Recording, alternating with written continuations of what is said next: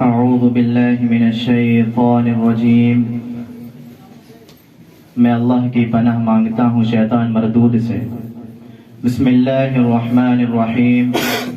شروع کرتا ہوں اللہ کے نام سے جو بڑا مہربان اور نہایت رحم والا ہے۔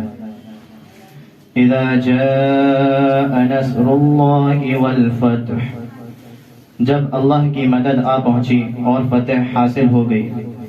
وَرَأَيْتَ النَّاسَ يَدْخُلُونَ فِي دِينِ اللَّهِ أَفْوَاجًا، اور تم نے لوگوں کو دیکھ لیا کہ وہ فوج در فوج اللہ تعالیٰ کے دین میں داخل ہو رہے ہیں۔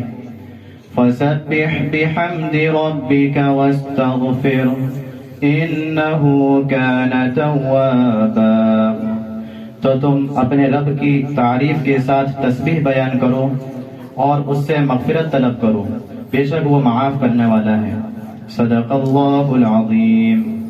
اللہ رب العزت نے سچ کہا ہے۔ اعوذ باللہ من الشیطان الرجیم، بسم اللہ الرحمن الرحیم۔ أَلَمْ نَشْرَحْ لَكَ صَدْرَكَ، اے محمد صلی اللہ علیہ وسلم، کیا ہم نے آپ کے لیے آپ کا سینہ نہیں کھول دیا؟ بے شک کھول دیا۔ وَوَضَعْنَا عَنْكَ وِزْرَكَ، اور آپ پر سے آپ کا بوجھ بھی اتار دیا۔ الَّذِي أَنْقَضَ ظَهْرَكَ، جس نے آپ کی پیٹھ تو توڑ رکھی تھی۔ وَرَفَعْنَا لَكَ ذِكْرَكَ، اور اے نبی محمد صلی اللہ علیہ وسلم، ہم نے آپ کے ذکر کو بلند کیا۔ فَإِنَّ مَعَ الْعُسْرِ يُسْرًا، ہاں مشکل کے ساتھ آسانی بھی ہے۔